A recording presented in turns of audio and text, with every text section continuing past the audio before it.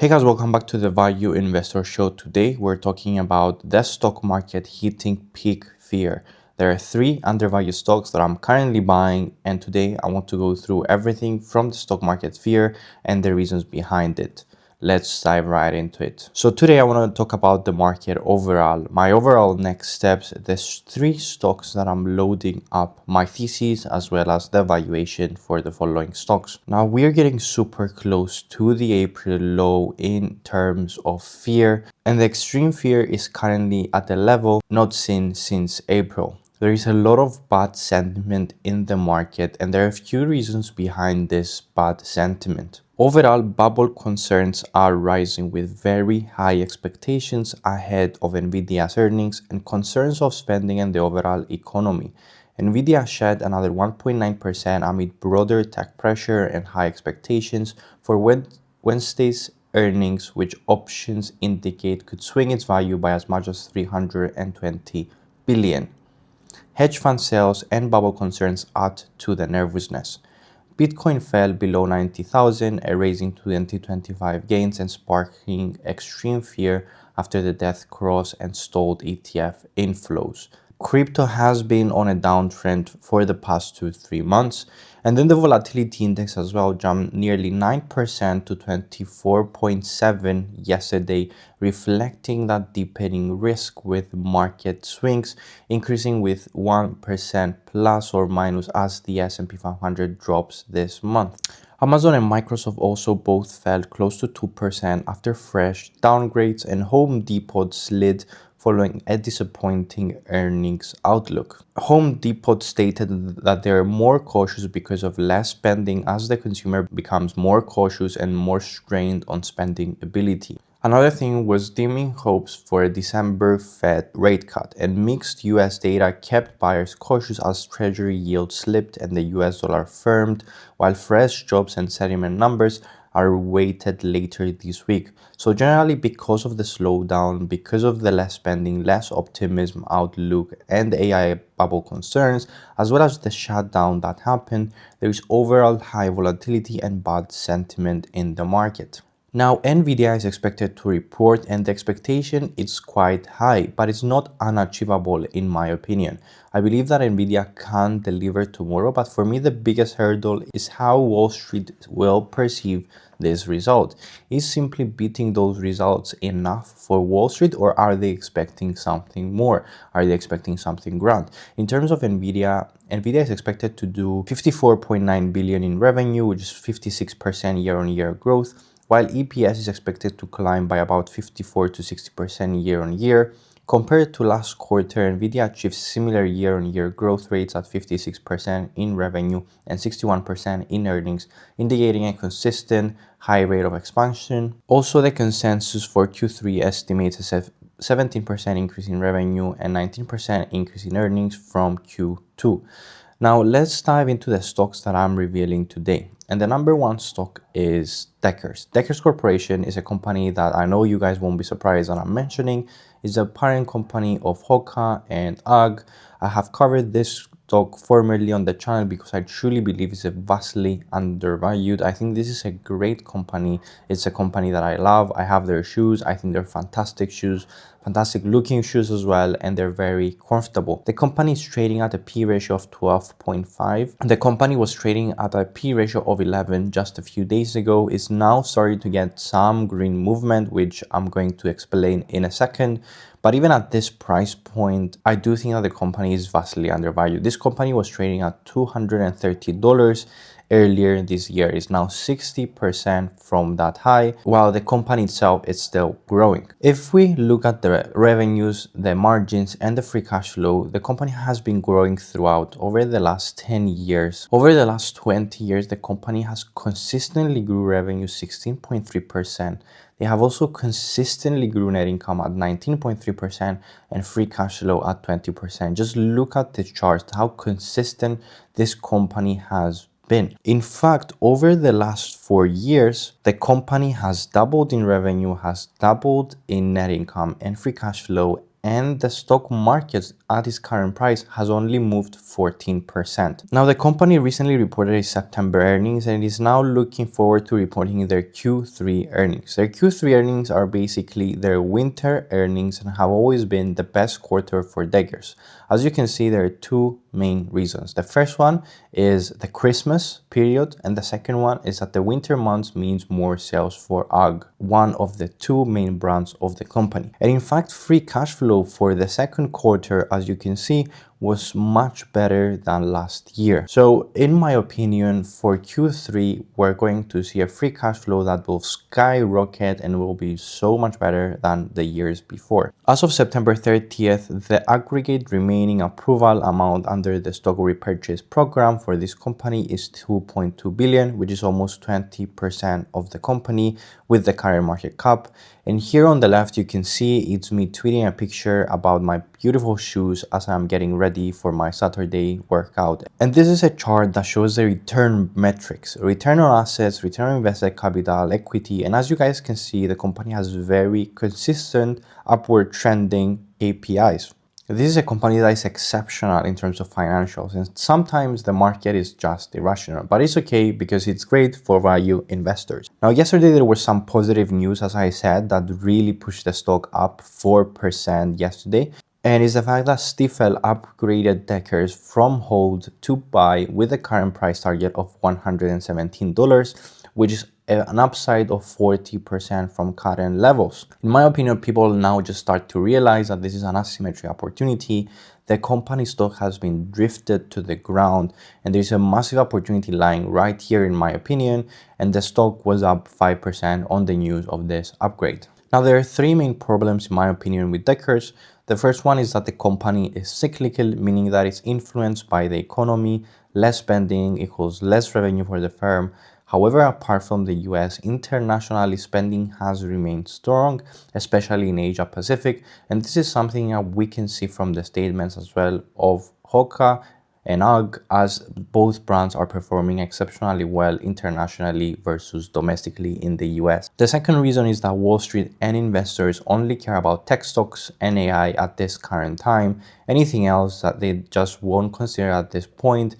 It makes you wonder if value investing is dead, but we'll only know in the long term. I am bullish for Deckers. I think it's a great company and I am quite heavily invested in the company as well. The third reason is that the CEO and management remains cautious. Even though they double beat estimates, they lower guidance to 8% revenue growth for forward year 26. This spooked investors, yet in my opinion, investors have oversold this company, now trading at 2 price to sales ratio and 11 to 12 PE ratio.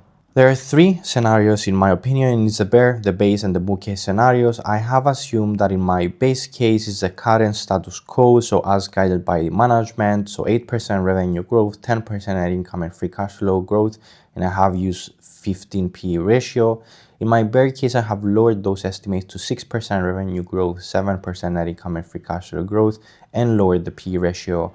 In the bull case, I have upgraded those estimates to 10% revenue growth and 13% net income and free cash flow growth with a P ratio of 19. I think all scenarios are likely. I think if I had to choose, I would say it's between the base and the bull case scenario, but I am not completely eliminating the bear case scenario. This is something that could happen if the economy was to go downwards. So as you can see in my base case, I'm assuming that profit margin is set to increase from 19% to 22%. I am assuming that revenue will continue to grow at a slower pace than it has been, as well as net income will continue to grow and free cash flow as it has been in the past. So I will not cover the bear and the bull case scenario because I've covered them thoroughly in my other videos, so I would urge you to have a look. But in my base case scenario, with the current pricing, the intrinsic value with the DCF method comes at $177 and with the EPS method at $117, which gives me a very high margin of safety of 31% to 54% respectively. My target margin of safety is 50%, but I am using a P ratio which is below the average P ratio for this company. So if I was to increase that P ratio, the margin of safety for the EPS method would increase as well. Now, the second stock I wanted to reveal is Meta. Meta is down year to date 0.3%. The company has basically moved nowhere despite reporting exceptional results. I bought Meta heavily in 2022 with my position up 3 to 4x. I'm very bullish on the company and I wasn't really looking to add more, but now the company is starting to make more sense in terms of valuation. But let's unravel everything you need to know about Meta as well as whether I'm buying or not. The average trailing P ratio of the S&P 500 is 28, while for Meta currently it's sitting at 17.6. Historically, Meta has been able to grow revenue significantly at 22% CAGR rate over the last 8 years, but it has failed to keep consistent margins. As you can see, margins have fluctuated quite a bit, but they have remained quite high with at least 20% and up to 40%, which is just insane. Free cash flow also is tracking share price, and so it did in 2022 when we had a dip in the free cash flow as well as the share price. There was a sharp drop which dragged the companies downwards, but as free cash flow recovered and as the company was bringing in more cash and returns, the company skyrocketed the following years. It is now again finding itself in a downward trajectory as there is more capex spending, and as the value drops, as the stock price drops, I find the company attractive in terms of a value investment. Now there is one person who is calling out the company and has been very bearish on AI, and that is Michael Berry. He has called out Meta's accounting techniques as fraud. He said that companies like Meta, like Oracle and others are understating their depreciation by extending the useful life of assets, which artificially boost earnings, one of the more common frauds of the modern era. He's basically saying that these companies are saying that Nvidia chips are on a 5 to 10 year cycle, but in fact they're in a 2 to 3 year product cycle, which means that in their depreciation they're actually accounting for less depreciation than their computer equipment actually has, which as a result boosts income in the income statement. And this is a valid argument by Michael Berry. He's not overstating things, he is saying the truth, but at the end of the day, if everyone is doing it, does it matter in the grand scheme of things? I think that's a key question to ask here.